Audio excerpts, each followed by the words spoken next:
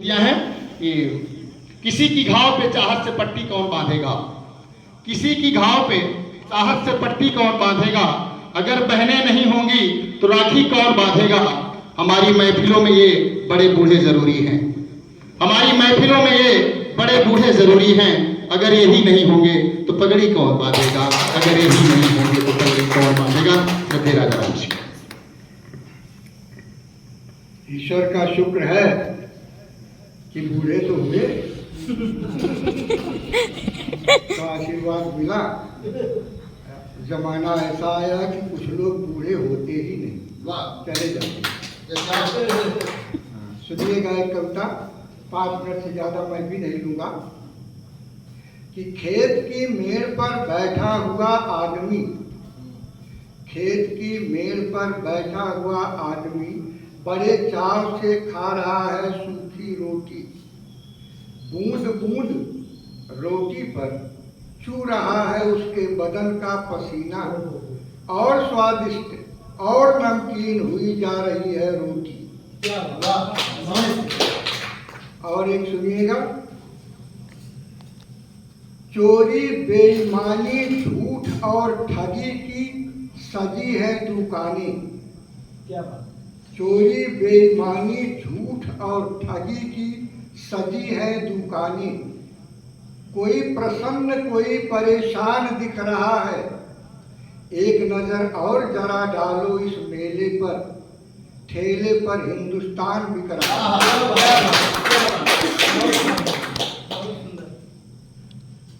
और एक सुनिएगा, छोटी सी रचना, कि तुम भीगे नहीं, पैरों में कीचड़ भी नहीं लगा, मगर इसका मतलब ये नहीं कि बारिश हुई ही नहीं। बारिश हुई, तुम नहीं भीगे। तुम शायद वह पत्थर हो जो भीगता तो है, एहसास नहीं करता। और अंतिम रचना सुनाऊंगा, देखिए आप तक पहुंची है, उसके ही नहीं। कौन कितने आगे है, किसका बेड़ा गर्क है, अजीब लोग हैं अजीब तर्क है, बात तो है बस इतनी सी, सभ्यता और असभ्यता में भोजन और भूख का फर्क है। धन्यवाद।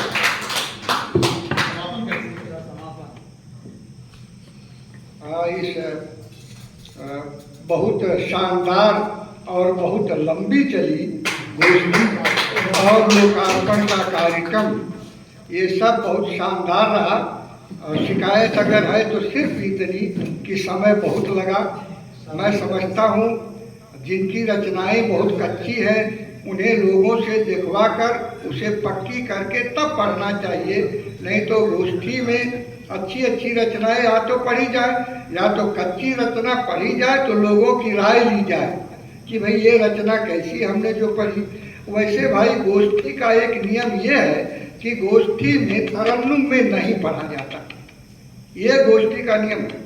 क्योंकि तरन्नुम में जब पढ़ा जाता है तो स्वर हावी हो जाता है, जबकि हावी होना चाहिए कविता का शब्द और भाव, विचार हावी होना चाहिए। तो अगर गोष्ठी आप करते हैं और कुछ सीखना चाहते हैं तब तो थोड़ा सीमित लोगों को बुलाइए और उसमें जो रचना रखिए उसमें कुछ विचार, एक रचना हुई, 2 रचना हुई, किसी ने विचार प्रकट किया, इस तरह की बात करिए, सब आगे बढ़ेंगे। नहीं तो वही है कि हम अपनी रचना सुनते हैं, अपनी रचना सुनाते हैं, अपनी रचना लिखते हैं, अपनी रचना पढ़ते हैं और अपने आप को वीडियो बना के अपने को देखते रहते हैं। तो हम तो रात दिन अपने में ही रहते हैं। तो दूसरों को जब पढ़ेंगे नहीं, दूसरों को सुनेंगे नहीं, तो सीखेंगे कहाँ से।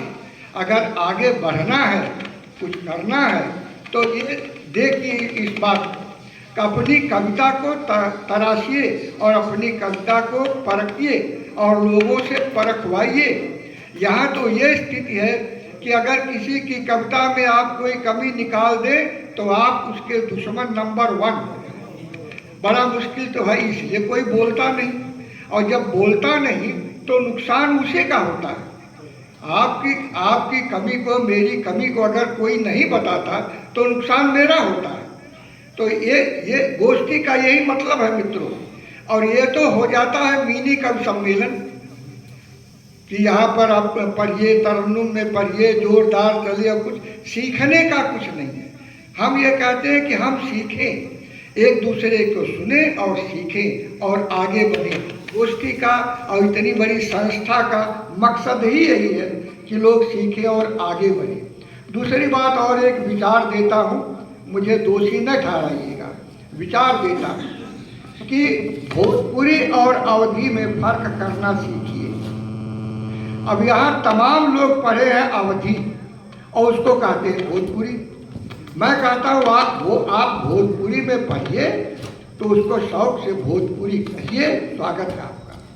लेकिन आप जब अवधी को भोजपुरी कहते हैं तो आप अन्याय भोजपुरी के साथ भी करते हैं, अवधी के साथ भी करते हैं।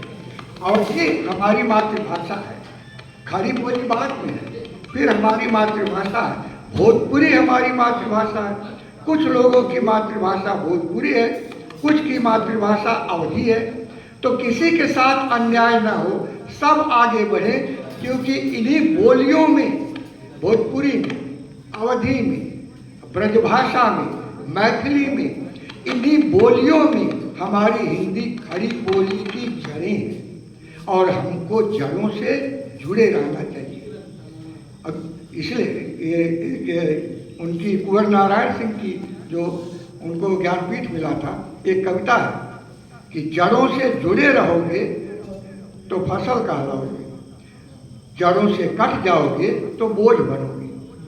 तो इसलिए हमको जड़ों से जुड़ना है, हिंदी को कायम रखना है, हिंदी को आगे बढ़ाना है।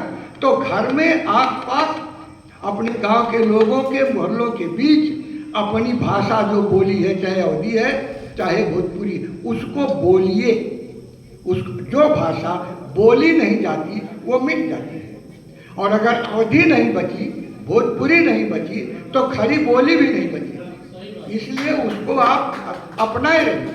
और घर में अवधी बोलना या भोजपुरी बोलना ये पिछड़ापन नहीं है, ये अपनी भाषा के साथ लगाव है। अगर हमको अपनी मातृभाषा से का गर्व नहीं है, अपनी राष्ट्रभाषा का गर्व नहीं है, अपने समाज का गर्व नहीं, अपने देश का गर्व नहीं, तो हम लेखक और कवि बनने का ढोंग करते हैं, हम हैं नहीं। तो ये बातों को हम ध्यान में रखें और हर गोष्ठी में हम कुछ सीख कर जाएं, कुछ आगे बढ़ के जाएं। वाणी प्रसाद मिश्र ने लिखा, कुछ लिख के सो, कुछ पढ़ के सो, तू जिस जगह जागा सवेरे, उस जगह से बढ़ के सो। तो रोज कहते प्रतिदिन हम कुछ सीखें, और गोष्ठियों में तो बहुत कुछ सीखना है। लेकिन आप पढ़े कविता और चल दिए तो गोष्ठी का आपके लिए कोई मतलब नहीं। गोष्ठी का मतलब मेरे लिए है, इनके लिए है, इनके लिए है, इनके लिए है। क्यों? सबको सुना, हमने सबको सुना। गोष्ठी से हासिल किसने किया? हम लोगों ने, जो हैं शुरू से आखिर तक जो हैं, उन्होंने गोष्ठी से हासिल किया। और जो लोग अपनी कविता पढ़कर चले गए, वो जहाँ थे वहीं रहे, उन्होंने कुछ हासिल नहीं किया। इस बात को ध्यान में रखिए। ये पके पकाए अनुभव के शब्द हैं, बड़े बड़े साहित्यकारों से सुने गए शब्द हैं। उनके साथ बैठकर हम लोगों ने सीखा है और वो हम आपके साथ साझा कर रहे हैं। बहुत बहुत धन्यवाद।